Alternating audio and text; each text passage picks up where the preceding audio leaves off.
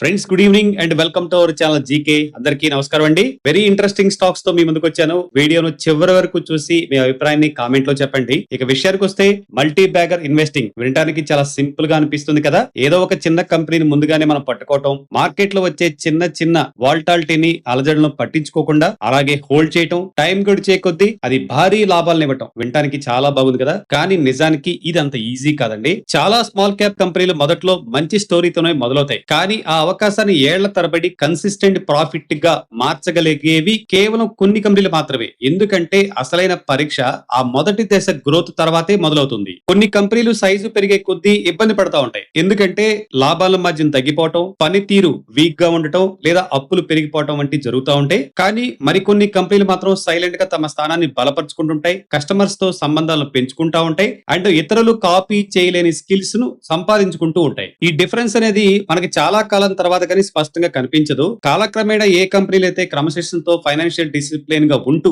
Returns రేషియోలను మెరుగుపరుచుకుంటూ వృద్ధిని కొనసాగిస్తాయో అవే investors కు అసాధారణమైన సంపదను సృష్టిస్తాయి. సో ఫ్రెండ్స్, ఇవన్నీ దృష్టిలో పెట్టుకుని రాబోయే 5 ఏళ్లలో మల్టీ బ్యాగర్ అయ్యే పొటెన్షియల్ ఉన్న 5 స్మాల్ స్టాక్స్ గురించి మేము కొన్ని ఫిల్టర్స్ చేసి వాటిని మీ ముందు తీసుకొచ్చామండి. వాటి గురించి ఈ వీడియోలో మనం డీటెయిల్ గా మాట్లాడుకుంటున్నాం ఫ్రెండ్స్. కానీ ఇవేవి కూడాను బై అండ్ సెల్ రికమెండేషన్ కాదు, ఇది గుర్తుపెట్టుకోండి. ఓన్లీ ఎడ్యుకేషన్ పర్పస్ కోసం మాత్రమే. ఇక స్టాక్స్ విషయానికి వస్తే మన రిపోర్ట్ లో ఫస్ట్ కంపెనీ సివాలిక్ బయోమెటల్స్ కంట్రోల్ అండి. ఇది ఎలక్ట్రిక్ వాహనాలు, స్మార్ట్ మీటర్లు అండ్ బ్యాటరీ సిస్టమ్స్ లో వాడే అతి ముఖ్యమైన విడిభాగాలను తయారు చేస్తారు. ఇవి చూడటానికి చాలా చిన్నవిగా అనిపించినా ఒకసారి ఒక కంపెనీ వాడటం మొదలు పెడితే వీటిని రీప్లేస్ చేయడం చాలా కష్టం. ఇప్పుడు ఈ కంపెనీలో జరుగుతున్న అతిపెద్ద మార్పు ఏంటంటే ఫార్వర్డ్ ఇంటిగ్రేషన్. అంటే కేవలం చిన్న విడిభాగాలు అమ్మటమే కాకుండా ఎలక్ట్రికల్ 2 వీలర్స్ కోసం ఏకంగా బస్ బార్ అసెంబ్లీ రంగంలోకి అడుగు పెడుతున్నారు. దీనివల్ల పాత కస్టమర్స్ నుండి ఎక్కువ ఆదాయం వచ్చే అవకాశం ఉంది. ఇక కంపెనీ యొక్క ఫైనాన్షియల్ పెర్ఫార్మెన్స్ చూస్తే సేల్స్ డిసెంబర్ 2024 లో 123 క్రోర్స్ ఉంటే డిసెంబర్ 2025 లో 134 క్రోర్స్ కి చేరింది. ఇక నెట్ ప్రాఫిట్ డిసెంబర్ 2024 లో 18 క్రోర్స్ ఉంటే డిసెంబర్ 2025 కి 22 క్రోర్స్ చేరుకుంది. కంపెనీ ఖర్చులను తగ్గించుకోవటం అండ్ విదేశాలకు వాల్యూ యాడెడ్ ప్రొడక్ట్స్ ఎగుమతి చేయడం వల్ల ఈ లాభాలు పెరిగాయి. ముఖ్యంగా అమెరికా మార్కెట్ లో టారిఫ్ మార్పుల వల్ల ఈ స్ట్రిప్స్ అమ్మటం ఆపి ఎక్కువ ధర హై వాల్యూ కాంపోనెంట్స్ ను అమ్మటం మొదలు పెట్టారు. ఇది కంపెనీకి బాగా కలిసి వచ్చింది. ముందు ఈ కంపెనీ వృద్ధికి ప్రధాన డ్రైవర్ ఈ కొత్త bus bar and connector business కాబోతుంది. ఈ bus bar and connector business కోసం 20 కోట్ల పెట్టుబడితో కొత్త ప్లాంట్ ఏర్పాటు చేస్తున్నారు. విశేషం ఏంటంటే ఇందుకోసం వీరు ఎక్కడా బయట అప్పులు తీసుకోకుండా కంపెనీలో ఉన్న డబ్బునే ఖర్చు చేస్తున్నారు. ఈ కొత్త బిజినెస్ ద్వారా FY27 లోని 70 నుండి 75 కోట్ల ఆదాయాన్ని, అలాగే రాబోయే 3 ఏళ్లలో 250 నుండి 300 కోట్ల ఆదాయాన్ని కంపెనీ ఆశిస్తుంది. కరెంట్ మార్కెట్ లో ఇప్పుడు 637 రూపీస్ అరౌండ్ ట్రేడ్ అవుతుందండి. 52 వీక్స్ స్టాక్ జస్ట్ 3.05% మాత్రమే పడిపోయి ఉంది. అండ్ ముఖ్యంగా ఇండస్ట్రీ PE 23 ఉండే స్టాక్ PE మాత్రం 40 ఉంది. PE వైజ్ గా చూసుకుంటే కొంచెం ప్రీమియం గా ఉన్నట్టుగా కనిపిస్తుంది. మన లిస్ట్ లో రెండో కంపెనీ వాలియంట్ కమ్యూనికేషన్స్. ఈ కంపెనీ ఉత్పత్తులు పవర్ గ్రిడ్, సబ్ స్టేషన్లు, రైల్వే నెట్వర్క్లు అండ్ రవాణా కమ్యూనికేషన్ వ్యవస్థల్లో భాగంగా ఉంటాయండి. ఇవి అత్యంత కీలకమైన రంగాలు. ఇక్కడ వైఫల్యానికి అసలు ఆస్కారమే లేదు. ఇక్కడ ఎటువంటి చిన్న తప్పు జరిగినా సరే భారీ నష్టం జరుగుతుంది. అందుకే ఈ కంపెనీ ఉత్పత్తులకు అంత ప్రాధాన్యత ఉంది. ప్రస్తుతం పవర్ గ్రిడ్ టు డిజిటలైజేషన్ అవుతున్న తరుణంలో ఈ కంపెనీ తన పరిధిని పెంచుకుంటుంది. కేవలం టెలికాం ఎక్విప్మెంట్ కే పరిమితం కాకుండా teleprotection, synchronization systems and ముఖ్యంగా రాన్సమ్ వేర్ ను తట్టుకోగల storage solutions and cyber security వైపు అడుగులేస్తుంది. కంపెనీ లేటెస్ట్ రిజల్ట్స్ చూస్తే ఆశ్చర్యపోతుందండి. డిసెంబర్ 2024 లో సేల్స్ 8.36 క్రోర్స్ ఉంటే డిసెంబర్ 2025 కి 22.14 క్రోర్ కి పెరిగింది. ఇక నెట్ ప్రాఫిట్ వెరీ స్పెషల్ అండి. డిసెంబర్ 2024 లో 53 లక్షల లాస్ ఉంటే డిసెంబర్ 2025 కి 6.05 క్రోర్ కి ప్రాఫిట్ లోకి వచ్చింది. ముందు కంపెనీ గ్రోత్ కి 3 ప్రధాన కారణాలు ఉండబోతున్నాయి. 1 పవర్ గ్రిడ్స్ యొక్క modernization, 2 railway communications upgrade, 3 cyber security కోసం ప్రభుత్వం చేస్తున్న ఖర్చు, కొత్త ప్రొడక్ట్ కొలాబరేషన్స్ ద్వారా డిజిటల్ ప్రొటెక్షన్ సిస్టమ్స్ లో కూడా కంపెనీ తన పట్టును పెంచుకుంటుంది. కరెంట్ మార్కెట్ లో ఇప్పుడు స్టాక్ 990 అరౌండ్ ట్రేడ్ అవుతుందండి. 52 వీక్స్ అండి స్టాక్ 14.7% పడిపోయి ఉంది. ఇండస్ట్రీ PE 59.6 ఉంటే స్టాక్ PE 57.1 ఉంది. ప్రస్తుతం ఇది కొంత తక్కువ ధరకే లభిస్తున్నట్టుగా మనం భావించవచ్చు. నెక్స్ట్ మన లిస్ట్ లో కంపెనీ ADF ఫుడ్స్ అండి. మన ADF ఫుడ్స్ అనగానే మనం వెంటనే గుర్తొచ్చేది ఏంటండి? Ashoka, truly Indian and soul బ్రాండ్లు కదా. మొదట్లో కేవలం విదేశాల్లో ఉన్న భారతీయుల కోసం మొదలైన ఈ ప్రయాణం ఇప్పుడు అమెరికా, యూరోప్ వంటి దేశాల్లో మెయిన్ స్ట్రీమ్ రీటైల్ షెల్ఫ్ వరకు చేరుకుంది. అంటే కేవలం మన ఇండియన్స్ కి కాదు, ఫారిన్ కస్టమర్లకు కూడా మన ప్యాకేజ్ ఫుడ్స్ ను ఇష్టంగా తింటున్నారన్నమాట. ఈ కంపెనీలో కనిపిస్తున్న ప్రధాన మార్పు ఏంటంటే వీరి ట్రూలీ ఇండియన్ బ్రాండ్ అమెరికాలో చాలా వేగంగా విస్తరిస్తుంది. ప్రస్తుతం ఇది ఇది అక్కడ 2000కు పైగా స్టోర్స్ లో అందుబాటులో ఉంది. ఇది కంపెనీ ఆదాయానికి ఒక పెద్ద బూస్ట్ అని చెప్పొచ్చు. కంపెనీ ఫైనాన్షియల్ చూస్తే డిసెంబర్ 2024 లో సేల్స్ 147 క్రోర్స్ ఉంటే డిసెంబర్ 2025 కి 191 క్రోర్స్ చేరింది. ఇక నెట్ ప్రాఫిట్ డిసెంబర్ 2024 లో 19 క్రోర్స్ ఉంటే డిసెంబర్ 2025 కి 22 క్రోర్స్ చేరింది. కంపెనీ ఎబిటా మార్జిన్లు 17.9% నుండి 19.4% పెరిగాయి. ఖర్చులు తగ్గించుకోవటం అండ్ కొత్త మార్కెట్ లోకి చొచ్చుకుపోవటమే దీని ప్రధాన కారణంగా మనం చెప్పుకోవచ్చు. ఈ కంపెనీకి ఉన్న అతిపెద్ద ప్లస్ పాయింట్ ఏంటంటే ఫ్రెండ్స్, దాదాపు డెట్ ఫ్రీ. దీని యొక్క డెట్ టు ఈక్విటీ రేషియో కేవలం 0.02 మాత్రమే.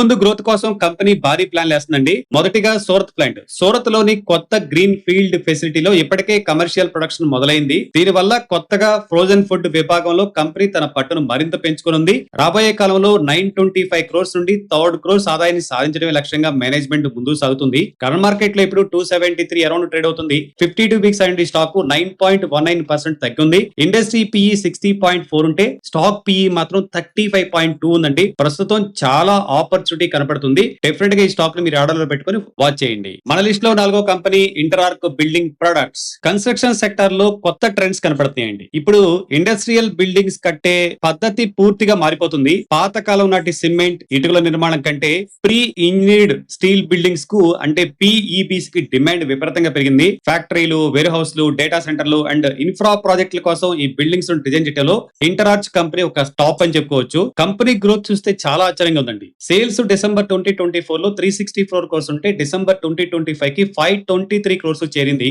అండ్ నెట్ ప్రాఫిట్ కూడా డిసెంబర్ 24 లో 28 క్రోర్స్ ఉంటే డిసెంబర్ 25 కి 37 క్రోర్స్ పెరిగింది. మార్కెట్ లో ఇప్పుడు కొత్త ట్రెండ్ ఏంటంటే ఫ్రెండ్స్, కస్టమర్స్ ఇప్పుడు కేవలం విడిభాగాలు కాకుండా డిజైన్ నుండి ఇన్స్టాలేషన్ వరకు మొత్తం పనులు ఒకే వెండర్ కి అప్పగించడానికి ఇష్టపడుతున్నారు. ఇంటరార్చ్ సరిగ్గా అదే చేస్తుంది ఇక్కడ. అండ్ కేవలం ఫ్యాక్టరీ షెడ్లకే పరిమితం కాకుండా ఈ కంపెనీ ఇప్పుడు సెమీ కండక్టర్ యూనిట్లు, data centres, battery plant and బహుళ అంతస్తుల స్టీల్ బిల్డింగ్స్ వంటి హైటెక్ ప్రాజెక్టులు కూడా చేపడుతుంది. కంపెనీలో మనం ప్రత్యేకంగా మాట్లాడుకోవాల్సింది ఆర్డర్ బుక్ అండి. జనవరి 2026 నాటికి కంపెనీ వద్ద 1600 కోట్ల విలువైన ఆర్డర్స్ ఉన్నాయి. జేఎస్డబ్ల్యూ, సేఫ్ ఎక్స్ప్రెస్, ఇండోస్పేస్ వంటి పెద్ద కంపెనీలు వీరి కస్టమర్స్ గా ఉన్నారు. డిమాండ్ ఎక్కువ ఉండడంతో కంపెనీ తన ప్లాంట్ ను వేగంగా విస్తరిస్తుంది. మన ఆంధ్రప్రదేశ్ అండ్ గుజరాత్ లలో కొత్త ప్లాంట్లు Q2 FY27 నాటికి అందుబాటులోకి రానున్నాయి. అనుకున్న సమయం కంటే ముందే ఈ పనులు పూర్తి చేయాలని కంపెనీ లక్ష్యంగా పెట్టుకుంది. అన్నిటికంటే ముఖ్యమైన విషయం ఏంటంటే ఈ కంపెనీ అప్పులు లేకుండా వృద్ధి చెందుతుంది.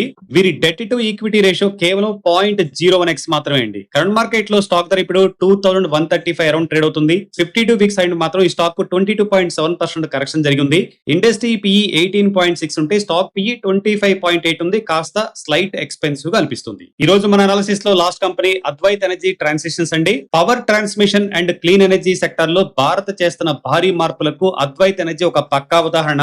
మొదట్లో కేవలం OP, GW cables and transmission tools వంటి చిన్న విడిభాగాలతో మొదలైన కంపెనీ ఇప్పుడు green hydrogen and battery storage వంటి ఫ్యూచర్ టెక్నాలజీ వైపు అగ్రెసివ్ గా అడుగులేస్తుంది. కంపెనీ ఆర్డర్ బుక్ విషయానికి వస్తే డిసెంబర్ 2025 నాటికి వీరి వద్ద 1050 క్రోర్స్ విలువైన ఆర్డర్స్ ఉన్నాయి. ఇది గత ఏడాదితో పోలిస్తే 132% గ్రోత్ కనిపిస్తుంది. ఇందులో 84% పవర్ ట్రాన్స్మిషన్ నుండి అండ్ మిగిలిన 16% రెన్యూబుల్ ఎనర్జీ విభాగం నుండి ఉన్నాయి. ఇటీవల గుజరాత్ చెందిన పీజీవీసీఎల్ నుండి సుమారు 216 కోట్ల విలువైన భారీ ఈపీసీ ఆర్డర్ ను కూడా దక్కించుకుంది. ఇది కంపెనీ చరిత్రలోనే అతిపెద్ద ఆర్డర్. కంపెనీలో ముఖ్యంగా మాట్లాడుకోవాల్సింది ద గేమ్ చేంజర్ పార్ట్ అండి, green hydrogen and electrolysers. Company ఇప్పుడు కేవలం విడిభాగాలనే కాకుండా గ్రీన్ హైడ్రోజన్ కోసం వాడబడే ఎలక్ట్రోలైజర్స్ ను కూడా తయారు చేసింది. మార్చి 13, 2026 కి కంపెనీ తన మొదటి 30 మెగావాట్ ఎలక్ట్రోలైజర్ అసెంబ్లీ లైన్ ను విజయవంతంగా ప్రారంభించింది. రాబోయే 2 ఏళ్లలో దీన్ని 300 మెగావాట్ల వరకు విస్తరించాలని లక్ష్యంగా పెట్టుకుంది. అంటే భవిష్యత్తులో గ్రీన్ ఎనర్జీ తయారీలో కంపెనీ కీలక పాత్ర పోషించబోతుంది.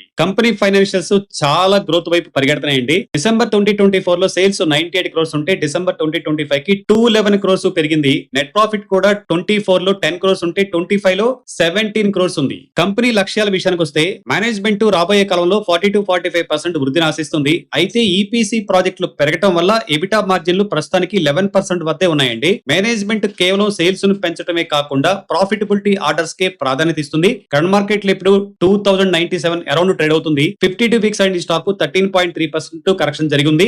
ఇండస్ట్రీ పిఈ 25.6 ఉంటే స్టాక్ పిఈ మాత్రం 49.9 ఉంది. చాలా ఎక్స్పెన్సివ్ అనిపిస్తుంది. ఫ్రెండ్స్ ఒక మాట అండి, తదుపరి మల్టీ బ్యాగర్ స్టాక్ ఏది అనేది రియల్ టైమ్ లో ఎప్పుడు మనకి స్పష్టంగా కనిపించదు. చాలా స్మాల్ క్యాప్ కంపెనీలు మొదట్లో అద్భుతమైన వృద్ధిని చూపిస్తాయి, ఆదాయం పెరుగుతుంది, ప్లాంట్లు విస్తరిస్తాయి, కొత్త అవకాశాలు వస్తాయి. కానీ ఆ ఊపును అంటే ఆ మొమెంటం ను లాంగ్ టర్మ్ వెల్త్ క్రియేషన్ కింద మార్చగలిగేవి మాత్రం కొన్ని మాత్రమే ఉంటాయి. అసలైన డిఫరెన్స్ ఎక్కడ ఉంటుందంటే కేవలం నెంబర్స్ లో మాత్రమే కాదు, ఆ అంకెల వెనుక ఉన్న వ్యూహంలో ఉంటుంది. కొన్ని కంపెనీలు వృద్ధి చెందుతున్న కాలంలో తమ స్థానాన్ని మరింత బలపరుచుకుంటాయి, లాభాలు ఎక్కువ వచ్చే సెగ్మెంట్ల వైపు వెళ్తాయి. అవి పెద్దవిగా అంటే బిగ్గర్ అవటమే కాదు, మరింత స్ట్రాంగర్ గా తయారవుతాయి. మరికొన్ని కంపెనీలు కేవలం పెద్దవిగా కనిపిస్తాయి తప్ప లోపల బలహీనంగానే ఉండిపోతాయి. ఈ తేడా కొన్ని ఏళ్ల తర్వాత మాత్రమే మనకు అర్థమవుతుంది. ఈ రోజు మనం చర్చించుకున్న ఈ 5 కంపెనీలు వేరు వేరు సెక్టార్స్ కి చెందినవి కావచ్చు, కానీ వీటిలో ఒక యూనిక్ లక్షణం ఉందండి. ఇవన్నీ కూడా తమ వ్యాపారాలను రాబోయే 5 ఏళ్లలో ప్రస్తుతం ఉన్నదానికంటే చాలా రెట్లు పెద్దవిగా, విలువైనగా మార్చుకోవడానికి అవసరమైన